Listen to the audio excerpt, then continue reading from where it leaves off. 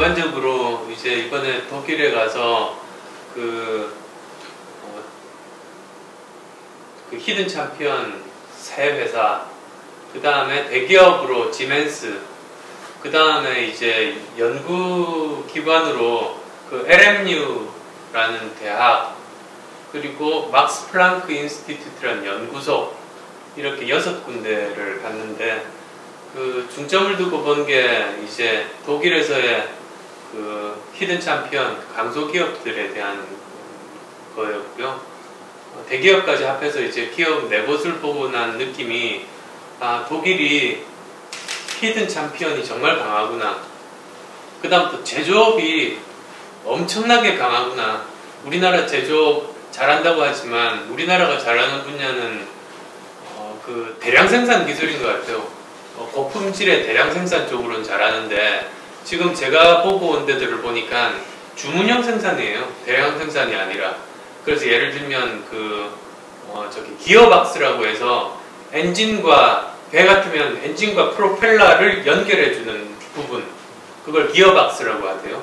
또는 그 엔진과 탱크의 캐터필러를 연결하는 기어박스, 이런 것들을 만드는데, 그러다 보니까 탱크 같은 경우 탱크 기어박스 많아봤자 한 100개, 배 같으면 배 한 척에 1개, 이 정도인데 그 정밀도나 품질이 어마어마해서 그런 쪽에, 그러니까 일종의 주문형 소량 생산하는 그 고도의 기술을 요하고 정밀도를 요하고, 그리고 굉장히 오랫동안 견디는 수명을 가지는 그런 제조업에 대해서는 독일을 따라가기 참 힘들겠구나, 이제 그런 생각이 들었었죠.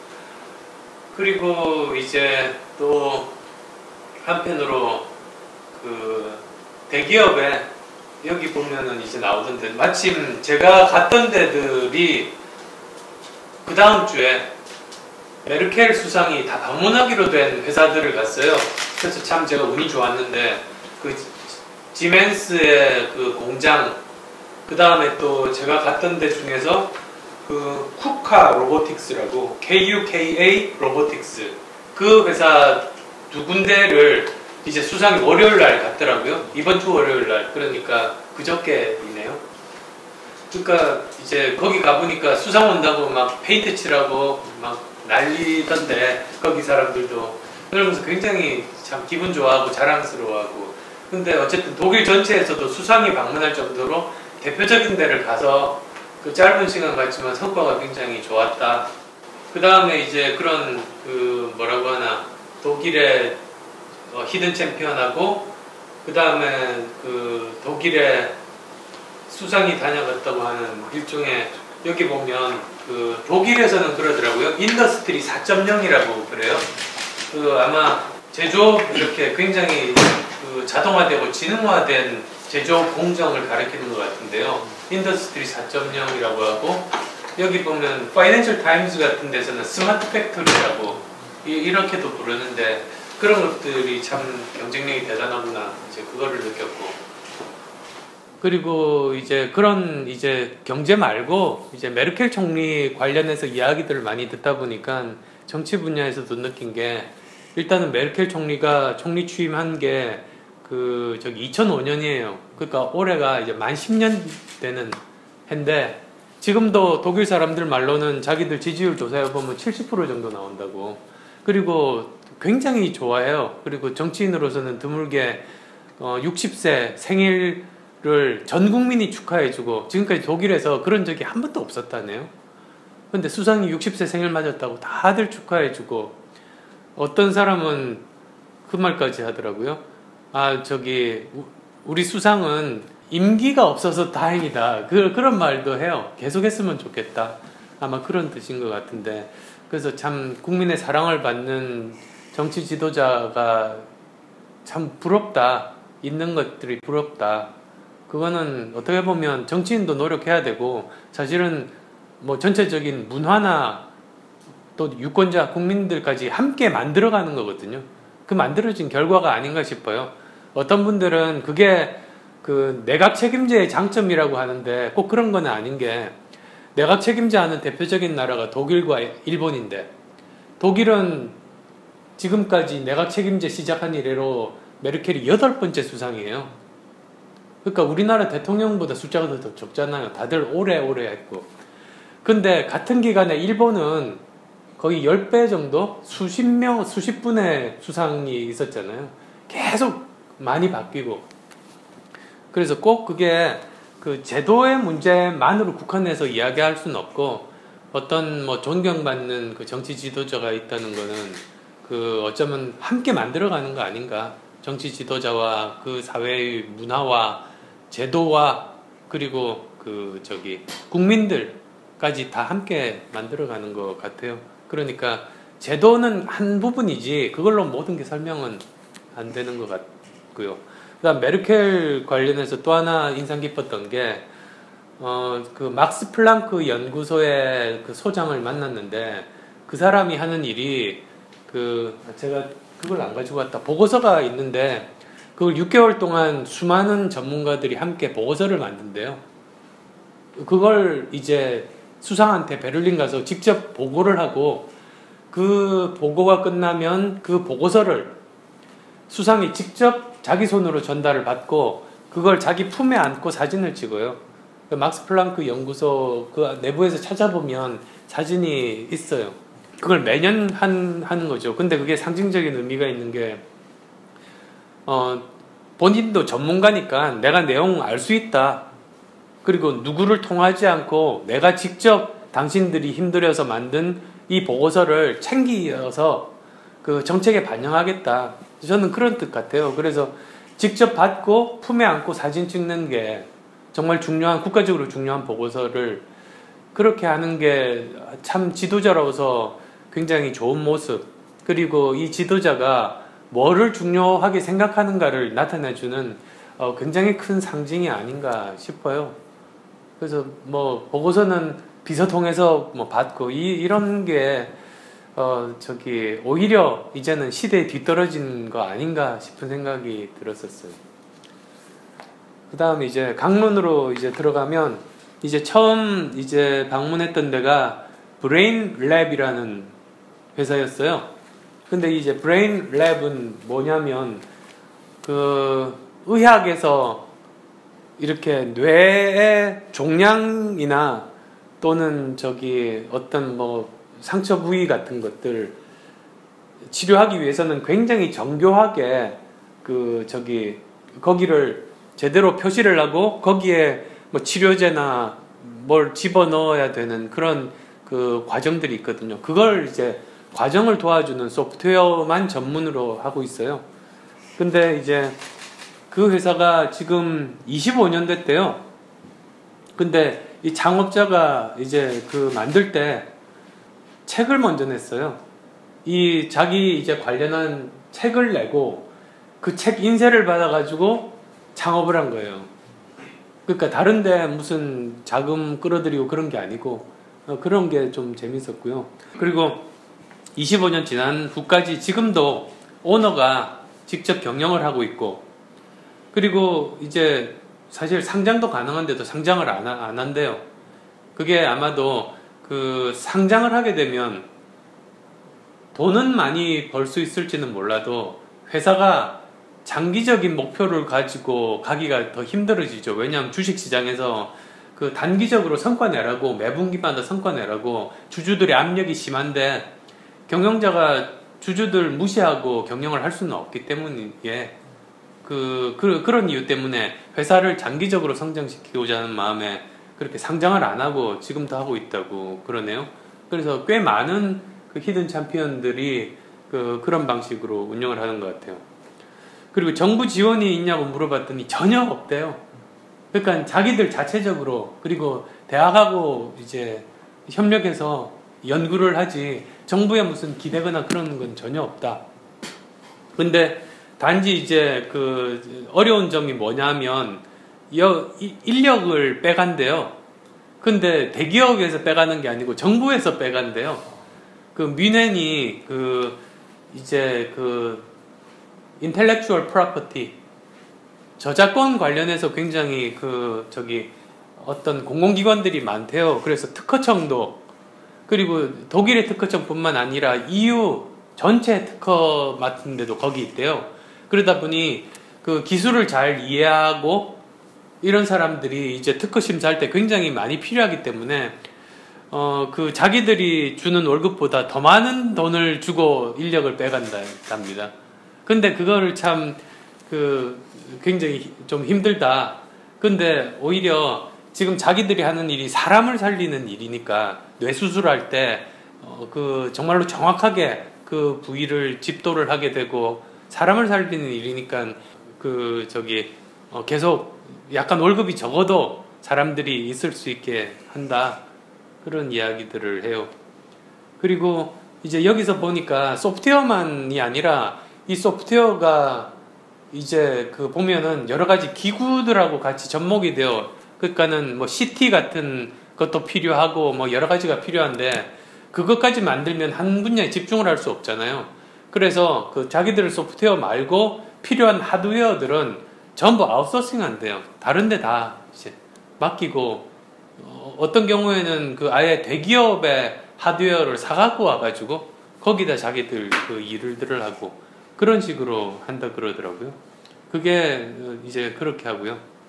그리고 경쟁에서 어떻게 살아남느냐 물어봤더니 빨리 혁신하는 수밖에 없다. 지금 자기들은 이제 독일 내에서 경쟁이 아니라 미국에 더 큰 업체가 하나 있대요. 세계 1위 업체랑 이제 전 세계 시장을 놓고 경쟁을 하는데 자기들이 사이즈가 뭐 한 10분의 1밖에 안 된다네요. 그러니까 매출이 한 2천억 정도인가? 뭐 이 정도 기업이니까. 그러다 보니까 어쨌든 굉장히 빨리 혁신하는 게 유일하게 살아남는 길이다. 그리고 또 이제 가능한 한 파트너들을 많이 만들어서 다른 업체들과 그러니까 예를 들면 여기서 자체적으로 하드웨어를 만들 수도 있는데 그러기보다는 오히려 하드웨어 업체랑 파트너십을 맺어서 거기를 우리 편으로 끌어들이는 방식으로 그렇게 협력하면서 또 살아남는다. 이제 그런 이야기들을 들었어요. 그래서 그런 것들이 인상이 깊었고요. 그래서 이게 소프트웨어 쪽을 본 거고 그 다음이 이제 랭크 테스트 시스템이라는 데를 갔어요. 이게 RENK인데요. 창업자 이름을 딴 거라 그러네요. 근데 여기서는 하는 일이 이게 회사가 두 개가 있더라고요. 랭크 AG라는 회사가 모 회사고 거기서 기어박스를 만들어요. 즉 엔진하고 뭐 배 같으면 프로펠러, 탱크 같으면 캐터필러 사이에 이제 적절하게 속도 조절을 하고 사실은 탱크 같으면 그 자체로 브레이크 시스템도 있어야 된대요. 기어박스 내. 그리고 또 이렇게 방향 선회하는 기능도 있어야 된대요. 기어박스인데 그런 걸 만드는 게 랭크 AG고 테스트 장비. 그래서 그런 여러 가지 기어박스나 엔진이나 여러 가지에 필요한 테스트 장비를 만드는 데가 랭크 테스트 시스템이라고 하네요. 원래는 한 회사였는데 기어박스 만들고 테스트 시스템 만들고가 워낙 성격이 달라서 이제 100% 자회사로 분리가 됐다고. 어쨌든 그래서 이걸 보니까 아까도 이야기했듯이 이 기어박스라는 게 대량 생산하는 제품이 아니에요. 배 같으면 엄청나게 큰 배의 동력을 전달하는 거니까 그게 사람 키 몇 배 돼요. 기어박스 하나가. 엄청나게 큰 거 하나. 탱크 같으면 한 이 정도? 이 탁자 정도 기어박스인데요. 이거보다는 좀 적겠다. 근데 이런 걸 한 100개 정도. 탱크를 수천 대를 만들지는 않으니까. 그 정도인데 그러다 보니 이게 대량 생산이 아니라 소규모 주문 생산인데 그 정밀도가 정말로 놀라겠더라고요. 정교하게 이렇게 쇠를 다듬고 이렇게 깎아내서 톱니바퀴를 직접 만들고 그 톱니바퀴들을 다 자기가 직접 만드는데 정말 오차도 없이 그게 이렇게 전달하는 효율도 좋아야 되고 오래 가야 되잖아요. 근데 그런 것들을 독일을 따라가는 데가 별로 없대요, 사실. 그래서 그거 보면서 야, 우리나라가 저기 따라가려면 정말로 더 많은 노력을 해야겠다. 그리고 그러다 보니 이런 게 뭐라고 하나, 다른 사람들이 경쟁하기 힘들 정도로 특화돼 가지고 계속 이렇게 오랫동안 승승장구하는 그런 기업이 되는 거 아닌가 싶었어요. 그 다음 이제 그 쿠카, KUKA 로보틱스라는 데인데요. 쿠카 로보틱스. 여기도 100년이 넘고, 여기는 저기 한 2조 원 정도. 그리고 이 경우는 그 상장회사더라고요.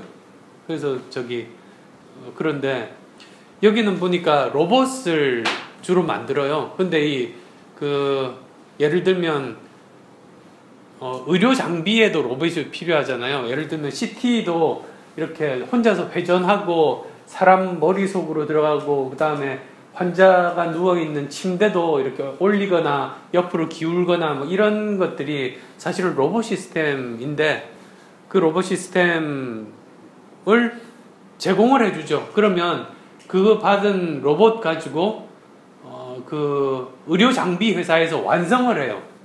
그러니까 거기까지 하는 거지, 이 사람들도 그 더 이렇게 하지는 않더라고요. 그래서 딱 이렇게 그 브레인랩이라는 데도 소프트웨어만 하고 하드웨어 하지 않고, 랭크 에이지나 랭크 테스트 시스템도 자기들이 하는 기어박스만 하지 엔진은 딴 데서 사오고, 그리고 쿠카 로보틱스도 로봇만 하고, 이걸 로봇을 응용해서 그 저기 의료 장비를 만드는 건 거기까지 안 해요. 그건 다 이렇게 납품을 해요. 그래서 지멘스 같은 데서도 저는 이상 신기했던 게, 지멘스도 의료 장비를 만들다 보니까 로봇을 했대요. 근데 자기들이 경쟁력이 좀 없다고 생각했는지 한 30년 전에 지멘스에서 더 이상 자기들 로봇 안 만들겠다, 그 큰 회사가 대신에 쿠카 로보틱스 로봇을 쓰겠다고 했어요. 그러면서 그 관계가 지금까지 지속되고, 지멘스도 로봇 사업이 유망한데도 안 뛰어들고 그냥 다 협력사에다가 맡기는 거죠. 그래서 우리나라 대기업과는 좀 다르구나, 그런 생각들을 이제 하게 됐었어요. 그래서 뭐 이것도 결국은 로봇도 계속 성장하는 시장이고 계속 혁신들이 필요하고 그런 거고요. 그리고 인더스트리 4.0의 그 공장 자동화에 이 로봇이 또 필수적이거든요. 그의 한 부분으로 들어가는 거예요. 메르켈이 그래서 쿠카 로보틱스를 방문한 이유가 이런 인더스트리 4.0 내지는 스마트 팩토리를 그 널리 독일 내에서도 널리 알리고 외국에도 알리고, 이걸 자기들의 그 경쟁력을 가지고 있는 핵심 산업으로 키우려고, 그러니까 공장 수출하는 거죠. 여기서는 사실은 그런 걸로 해서 이제 직접 방문을 수상이 하루를 내서 했던 것 같아요. 다 이게 베를린에서 멀어요. 다 다른 도시에 다 흩어져 있는데, 그럼에도 불구하고 그렇게 가서 방문한다는 게 참 의미가 있는 것 같아요. 그래서 독일의 정치인들은 이런 걸 하는구나, 수상은. 그래서 전문가로부터 직접 보고서 받아서 같이 이렇게 사진도 찍고, 직접 가장 유명한 쪽을 방문하고, 그러니까 한마디로 보면 미래에 대해서 이야기하는 게 정치 같아요. 그리고 원래 그래야 되고, 그리고 미래를 가기 위해서 현재의 문제들을 푸는 게 정치하는 방식인데, 그런 점이 참 부럽다. 지멘스를 갔어요. 지멘스 이제 특히 이제 지멘스가 굉장히 많이 흩어져 있거든요. 흩어져 있는데 이제 그 중에서 이게 암베르그 공장일 것 같아. 이것도 찾아봐야 되는데, 방문했던 데가 지멘스가 암베르그에 있는, 그래서 뮌헨에서 꽤 떨어져 있어요. 거의 한 2시간 정도 갔나? 2시간 이상 이제 가야 되는 그 장소거든요. 시속 한 180에서 200km로. 그러니까 서울대전보다 더 먼 것 같아요. 속도 그렇게 내도 한 2시간 정도 걸렸으니까. 그래서 여기도 정말로 자동화가 되고, 무엇보다도 그 식스 시그마 거기에 또 부합할 정도로 에러율이 낮은, 거의 99.9999 이 정도의 그 성공률, 제조업할 때 그 불량품이 많이 나오는데 불량품이 그 정도로 안 나오게 돼요. 끊임없이 혁신을 해서. 그래서 그 대표적인 공장이었어요. 여기가 암베르그 공장이. 근데 뭐 여기 이제 수상 온다고 막 페인트 칠하고 막 하는 그런 광경을 보긴 했는데, 어쨌든 여기도 굉장히 인상이 깊었던 그런 부분들이죠. 그리고 여기는 보니까 이제 그 장점 중에 하나가 끊임없이 혁신하는 것들 중에 많은 부분이 그 저기 현장 직원들로부터 나온대요. 직원들이 공장에서 이렇게 일하면서 이런 부분 개선했으면 좋겠다고 건의를 하면 그걸 받아서 반영을 하고, 건의받아서 반영하고 하면서 생산성이 엄청나게 계속 높아지는 거예요. 거의 매년 끊이지 않고 계속 이렇게 높아지고 있고, 그래서 이 부분도 저기 그 이렇게 그 물건 만드는 이렇게 컨베이어 벨트 같은 게 있는데, 그것도 이제 점점 더 발달해 가지고 그 여러 가지 공정에서 혁신들도 있고 로봇들도 하나씩 둘씩 등장하게 되고 점점 계속 이렇게 바뀌는 그런 광경들, 그런 것들을 인상 깊게 봤고요. 그 다음에 이제 이렇게 회사 이렇게 4개 방문한 거 말고 또 이제 방문한 게 막스 플랑크 인스티튜트인데, 거기도 이제 여러 가지 이야기들을 들었죠. 그 독일에 여러 가지 연구소가 있대요. 근데 이제 막스 플랑크 인스티튜트는 주로 이제 기초과학 쪽 연구를 주로 하는 곳이고, 또 다른 연구소는 응용 쪽을 굉장히 많이 연구를 한대요. 그래서 보면 이제 X축을 그 특허 숫자라고 하고, 이제 Y축을 그 논문 숫자라고 본다면 막스 플랑크 연구소는 여기 있고, 그러니까 특허 수는 굉장히 적으면서 논문 수가 많고, 대신에 또 다른 또 대표적인, 제가 이름을 까먹었는데 대표적인 그 공공연구소는 여기 있대요. 그래서 이렇게 논문을 쓰기보다는 특허를 주로 내는, 그렇게 특성화가 잘 돼 있더라고요. 그래서 이렇게 그것도 우리가 제대로 그 저기 명확하게 지표를 줘서 이렇게 집중시켜야겠다 싶은 생각이 들었어요. 이것도 하고 저것도 하고 이런 식으로 하지 말고, 아예 우리나라 그 국책 연구소들도 완전히 기초과학과 응용과학으로 구분해서 아예 그 저기 논문 수만 보고, 한쪽은 특허 수만 보고 이런다든지, 아니면 특허가 꼭 그걸 반영하는 건 아니니까 그 얼마나 많이 그 특허를 라이센싱 했는가, 사업화를 얼마나 했는가, 그러면 저기 사업화 안 되는 그냥 특허는 소용이 없는 거잖아요. 그러니까 그런 식으로 하면 되겠다는 생각을 했죠. 독일 전체적으로, 이제 연구소에서 들은 이야기인데요, 독일 전체적으로 그 연구비가 3분의 1 정도가 정부에서 집행하는 거고 3분의 2 정도가 산업계에서 집행하는 거래요. 아마 우리도 업계에서 집행하는 그게 더 많을 텐데요. 근데 이제 정부에서 집행하는 거를 보면 대부분이 이렇게 중소기업 쪽에 많이 집중을 하고 있대요. 그래서 여기는 독일은 우리나라와 달리 연구개발비에 대한 세제 혜택이 없대요, 아예. 우리나라는 꽤 많은 편이고, 그거 대부분을 대기업들이 연구를 많이 하다 보니 대기업들이 다 가져가는 그런 상황인데, 여기는 아예 없고요. 오히려 이런 저기 미텔슈탄트, 그러니까 미들 사이즈 기업을 독일어로 미텔슈탄트라고 하는데, 거기서 어떤 연구가 필요하면 그 비용의 50%를 정부가 대준대요. 그래서 모랄 해저드가 생기지 않게 정부에서 반대고, 이 기업에서 그 미들 사이즈 기업에서 반을 대서 연구소에서 이제 연구를 하게 되는, 그게 아마 제일 많은 것 같아요. 미디움 사이즈 기업에 이제 연구비 집행을 많이 집중하고, 대기업은 자체적으로 그냥 할 수 있게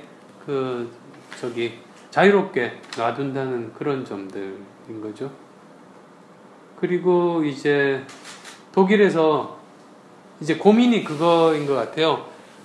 히든 챔피언은 오래되고 가족들이 대대로 이제 경영을 하고 비상장이고 뭐 이런 경우가 많은데, 여기서는 기업을 더 키우려고 하지를 않는데요. 대기업으로 키우거나 또는 뭐 상장하거나 이러려고 하지 않고, 그 대신에 끊임없이 혁신을 하는데, 이 혁신이라는 게 인크리멘탈 이노베이션, 그래서 완전히 혁신적으로 점프하는 이노베이션이 아니고 계속 이렇게 조금씩 기존 베이스에서 하는 그 인크리멘탈 이노베이션을 주로 하는데, 벤처들은 그러지 않잖아요. 벤처들은 가능하면 빨리 대기업이 되려고 하는 그런 생각을 가지고 있고, 이노베이션도 인크리멘탈이 아니고 디스럽티브 이노베이션, 완전히 그 정말 점프하는 그런 이노베이션들을 원하게 되는데, 그게 고민이래요. 두 개의 정책이 충돌하기 때문에 어떻게 이걸 잘 해야 되나. 그리고 독일이 상대적으로 그 기업가 정신이 그렇게 창업이 활발하지 않대요. 그래서 오히려 여기서는 한국을 한번 스터디를 해봤으면 좋겠다는 생각을 할 정도로 그렇게 잘 활발하지가 않다는 걸 알았고, 그래서 제가 보니까 이게 독일에서는 이런 중간 사이즈 기업, 히든 챔피언들 어떻게 잘 육성하고 있는지를 보는 좋은 모델 케이스인데, 창업에 대해서는 독일에서 별로 배울 게 없겠구나, 오히려 미국에서 배우는 게 낫겠구나, 이제 그런 생각이 현장을 보니까 이제 들었었어요. 어쩌면 다 이게 연관되는 것 같아요. 사실은 우리나라도 M&A 활발하지 않은 이유가 대기업에서 중소기업, 벤처기업 M&A 하는 것보다 인력 빼오는 게 값이 더 싸거든요. 그러다 보니 이제 그 계속 새로운 벤처기업이 무너지게 되는, 그래서 계속 1등 기업은 계속 1등하는 그런 구조적인 문제를 제공을 해주는데, 그러다 보니까 이제 벤처기업이 실패를 많이 하니까 투자도 끊어지는 거죠. 투자를 많이 안 하고 엔젤 투자 액수도 굉장히 적고, 그 악순환의 고리가 이제 한국 상황인데, 이 독일이 비록 인력 빼가기는 하지는 않지만 M&A가 굉장히 낮은 걸로 보면 이게 창업도 적고 투자도 적고 다 지금 그런 순환 구조 내에서 지금 고민 중인 그런 상황이 아닌가 싶었어요. 물론 우리나라보다는 M&A가 훨씬 더 이 정도 비율이면 높거든요. 그 다음 이제 마지막으로 대학의 안트러프레너십 센터, 기업가 정신 센터를 갔어요. 그래서 거기 보니까 나름대로 창업을 했던 경험이 있는, 그래서 회사를 팔아서 어느 정도 이제 된 사람이 소장을 지금 맡고 있어요. 그래서 그 사람이 이제 학생들 데리고 여러 가지로 지금 활동을 열심히 해요. 그래서 짧은 시간에 굉장히 많이 발전했더라고요. 근데 이 사람이 이제 대학하고 연결 지어서 자기가 일을 하는데 돈 한 푼도 안 받는데요. 자기가 좋아서 하는 일인데, 그리고 거기를 통해서 여러 가지 활동들을 해요. 근데 그 중에서 창업자들을 이렇게 어플리케이션을 받아서 그 중에서 1년에 6개월에 15명 선발을 한대요. 그래서 그 사람들을 안트러프레너십 센터에서 방을 주고 6개월 동안 계속 사업 계획을 가다듬게 하고 교육을 시키고 그 다음에 이제 내보낸답니다. 그래서 여기서 결과적으로 다른 벤처 캐피탈로부터 펀딩 받는 그런 경우들도 굉장히 많다고 하는데요. 그래서 제가 실리콘밸리의 Y 컴비네이터하고 비슷한 일을 하시는구나 제가 그랬더니 그렇대요. 근데 단지 Y 컴비네이터는 파이낸싱도 직접 하거든요. 그러니까는 아주 소액이지만 옛날에 제가 들었던 기억으로는 한 2만 불 정도로 지분 7% 뭐 이 정도로 한다든가 아마 그랬을 거예요. 근데 여기는 아예 파이낸싱은 전혀 하지 않는다는 게 Y 컴비네이터와 다른 뭐 거의 유일한 점 아닌가 싶었어요. 그래서 6개월 동안 해서 15개 회사 15명? 15개 회사 모르겠네. 근데 이렇게 한 15명 정도 있는 걸로 봐서는 회사 수가 15개는 아닌 것 같고요. 아마 공동 창업자 몇 명씩 해서 이제 모여 있는 것 같은 생각은 들어요. 회사 15개는 아니었어요. 근데 이제 6개월 해서 내보내면 그 다음 또 다시 6개월 동안 이제 그렇게 하고 있죠. 그래서 그것뿐만 아니라 그 사람들이 이제 교육도 받게 하고 그 다음에 또 기존에 창업했던 경험이 있는 사람들로 선배들로부터 컨설팅을 받고 그 과정을 이제 6개월 동안 하는 거죠. 그리고 그것 말고도 또 다른 제가 책을 안 가져왔구나. 다른 여러 가지 프로그램이 있었어요. 정부와 하는 일도 있고 어떤 패커톤도 하고 하루 날 잡아서 거기서는 하는 해커톤은 저기 앱에 대한 거. 그래서 그날이 되면 막 그냥 그 뭐 대기업 한 6개 정도 팀 선발하고 거기서 자기들끼리 경쟁해서 그래서 뭐 아이폰용이나 뭐 스마트폰용 앱들을 이제 만드는 일종의 경진대회, 해커톤 같은 것들을 하기도 하고 그런 여러 가지 활동들을 했던 것 같아요.